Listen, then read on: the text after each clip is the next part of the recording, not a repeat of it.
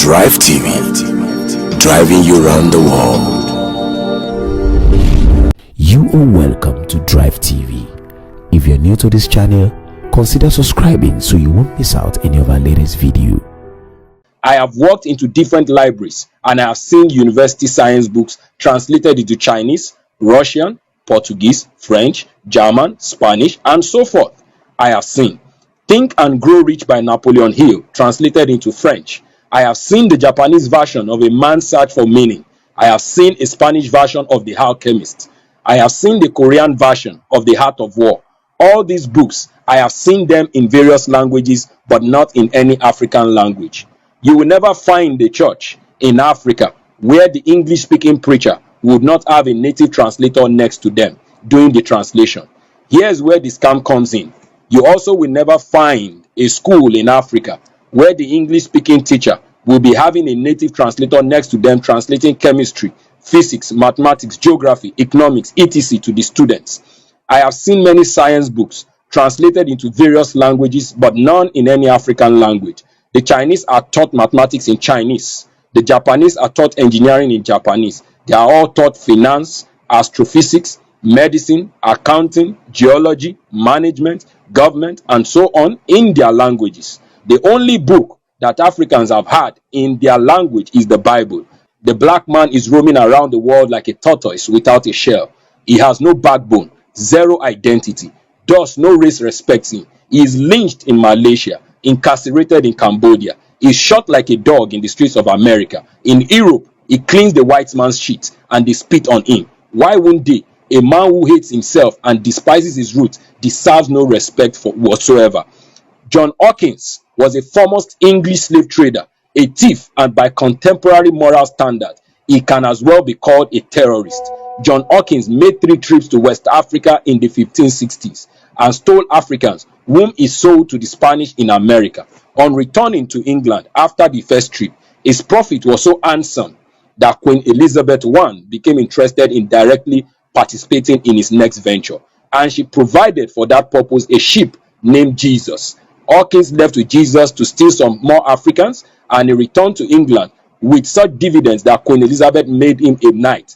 Hawkins chose as his coat of arms the representation of an African in chains. Today, the generations of Hawkins and Queen Elizabeth I are alive and enjoying life from the proceeds of their evil ancestors. They don't demonize their ancestors despite their active involvement in the greatest evil humanity has ever witnessed.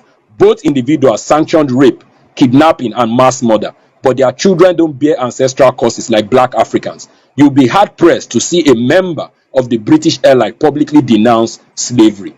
If that is wrong, please point that to me. Isn't it time to emancipate yourself from mental slavery, O ye Negro? If ancestral curse exists, who should suffer from it? The ancestor who kidnapped and raped and murdered and pillaged and stole and enslaved his fellow man, or the man whose freedom was taken from him? Surely the man who threw pregnant Negro women to sharks at sea because they were too weak deserves his future generation to suffer, and not the man whose society was so pure they had no prisons to punish offenders. Do these black Africans who will go to church today binding and casting ancestral curses know that almost all the top British politicians from the 17th century to 19th century were proud slave merchants? It is on record that 15 Lord Mayors of London, 25 sheriffs, and 38 aldermen of the City of London were shareholders in the Royal African Company between 1660 and 1690. The RAC alone was responsible for trafficking over 1.5 million Negroes to Britain and twice that number to the Caribbean. David and Alexander Barclays were active participants in the kidnapping and enslavement of millions of black Africans, as was standard practice at that time. The risky and long-term nature of transatlantic slave trading required new banking houses that could offer credits to prospective slave traders for periods of between 1.5 to 3 years. One bank that provided this service was run by Alexander and David Barclay. Their bank still carries their name, the Barclays Bank. Is also a proud sponsor of the English Premier League that me and you are fanatical fans of. Their children don't bind and cast their ancestral evil. Rather, it is the Negro whose ancestors were dehumanized and tortured and enslaved that keeps praying against ancestral curses. The Bank of England was also involved in the slave trade. Sir Richard Naves, who was the director of bank for 48 years, was also the chairman of the Society of West Indian Merchants, a group of vile men who stole Africans and made handsome profits by selling them on to farmers who needed them to work on their sugar and tobacco plantations in the West Indies. Today, Liverpool Football Club will be playing Tottenham Hotspur in the Barclays Premier League.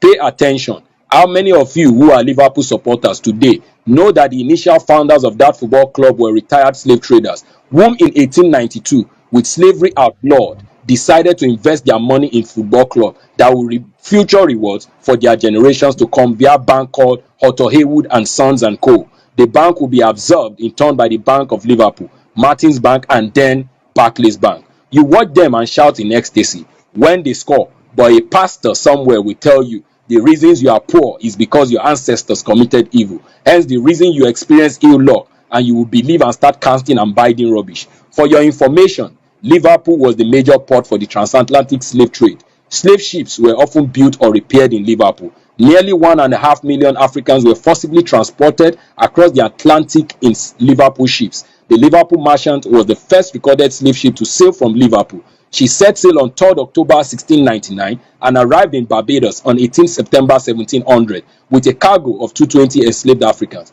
Part owner Sir Thomas Johnson is known as the founder of modern Liverpool. Liverpool City wouldn't be what it is today without the trade in black Africans. The personal and civic wealth gained from slaving cemented the foundations for the Liverpool's future growth.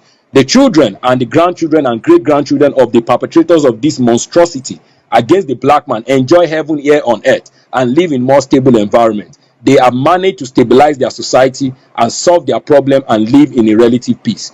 But the Negro ancestors, the wretched of the earth, who was kidnapped and his freedom forcibly taken away from him, he was sentenced to a plantation for the rest of his life. It is these ancestors and many others who are demonized by Christians as having bequeathed their offerings with curses. Our ancestors are good men and women.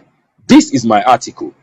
I hope it is food for thought for many of you who like to always say and try to always cherry pick and say Christianity has brought enlightenment.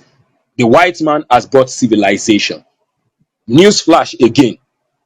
My brother, my sisters, before the white men ever knew what they call binary numbers, my father, my ancestors, example, Orunmila, was already writing in zeros and one before Aristotle or Plato was born. Thank you. Thank you for watching. If you're new to this channel, consider subscribing so you won't miss out any of our latest video.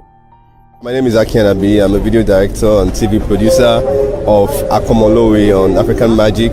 Keep watching DriveTV. olólùfẹ́ DriveTV àti gbogbo ẹ̀yin tí Fẹ́mi Sola ẹ máa wo DriveTV. Keep watching DriveTV. My name is Wole Agba. Taking this time out to tell you all that you keep watching DriveTV. What drive ẹ̀wọ̀ ní ògo ẹ̀? What drive ẹ̀wọ̀ fulfilment? What drive ẹ̀wọ̀ bí tó bá lọ? Ó ní iṣẹ́ rẹ̀. Ibi ni kò máa wò DriveTV. Thank you. Chloe. Drive TV, driving you around the world.